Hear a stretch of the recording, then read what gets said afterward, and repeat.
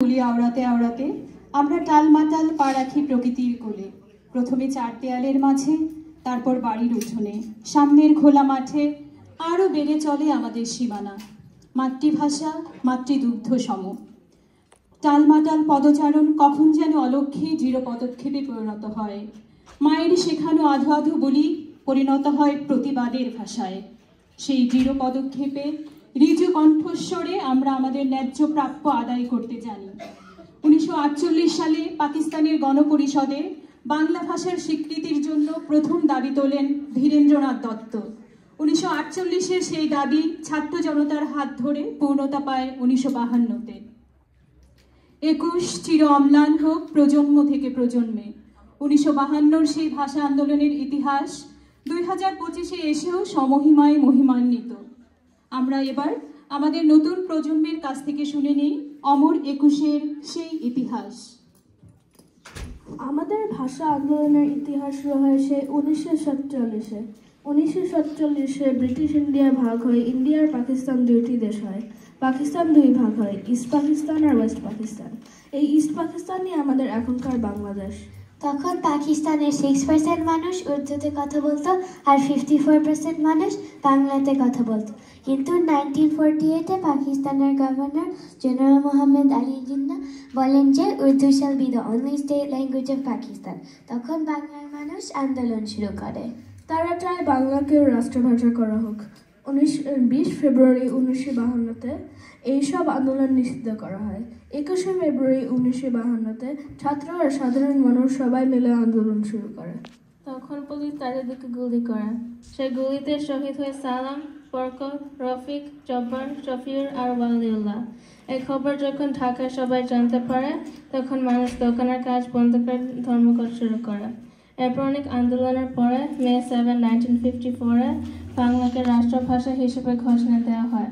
ভাষা শহীদদের সম্মান জানানোর জন্য ফেব্রুয়ারি 23, 1952-তে প্রথম শহীদ মিনার তৈরি করা হয়। সেই শহীদ মিনার 2 দিন পর পুলিশ ভেঙে ফেলে। এই ভাঙ্গা শহীদ মিনারে অনেক বছর 21 ফেব্রুয়ারি পালন করা হয়। এরপর 1963-তে শহীদ মিনার আবার বানানো হয়। এই শহীদ মিনারের ডিজাইন করেন হামিদুর রহমান। প্রতি বছর 21 ফেব্রুয়ারি জাতীয় শোক দিবস হিসেবে পালন করা হয়। 1999 সালে ইউনেস্কো বলে যে এখন থেকে 21 ফেব্রুয়ারি হবে ইন্টারন্যাশনাল মাদার ল্যাঙ্গুয়েজ ডে। ভাষা আন্দোলনের সূত্র ধরে 9 মাস যুদ্ধ করে জন্ম নেয় বাংলাদেশ। আমরা ভাষা শহীদদের কাছে তাদের অবদানের জন্য ঋণী।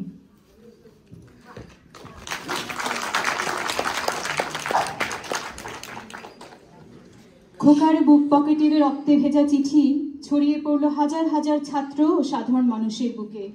রক্তে রক্তে বেজে উঠল রণদুন্দুভি, মাতৃভাষার স্বীকৃতি চাই। কবি আবু জাফর ওবায়দুল্লাহর লেখা মাগো ওরা বলে কবিতায় ফুটে উঠেছে 21-এর দুঃসহ চিত্র।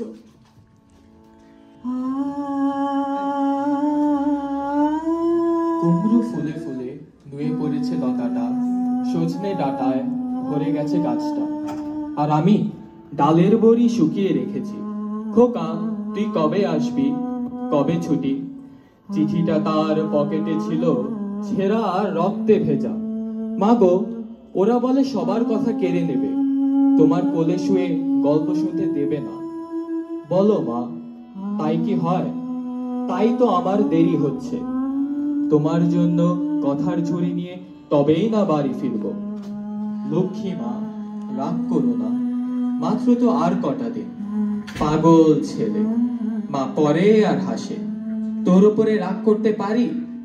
নারকেলের চিড়ে কোটে, উড়কি ধানের মুরকি ভাজে, এটা সেটা আর কত কি। তার খোকা যে বাড়ি ফিরবে, ক্লান্ত খোকা। কুমড়ো ফুল শুকিয়ে গেছে, ঝরে পড়েছে ডাটা, পুইলতাটা নেতানো। খোকা এলি?